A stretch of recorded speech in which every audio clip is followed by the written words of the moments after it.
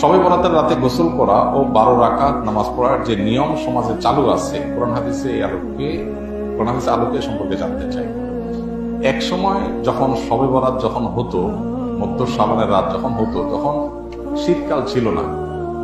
তখন এই জাল হাদিসের উপরে অনেকে আমল করেছে। এখন আসলে এই জাল হাদিস ওই শুধু কিছু বই পুস্তকই আছে, আমল করার লোকও নাই। কারণ যে শীত পড়ে দিনেই অনেকে গোসল করতে চায় না, কিসের রাতে গোসল করতে বিধায় এইটা নিয়ে এখন আর নতুন করে আলাপ না করলেও চলে। যারা এটাকে সওয়াবের কাজ মনে করে তারাও কয়জন গোসল করে এটা নিয়ে সন্দেহ আছে। খোলাসা কথা হলো যে শবে বরাত বা মধ্য শাবানের রাতে গোসল করার বিষয়ে কোনো হাদিস নবী সাল্লাল্লাহু আলাইহি ওয়াসাল্লাম থেকে সাব্যস্ত হয়নি।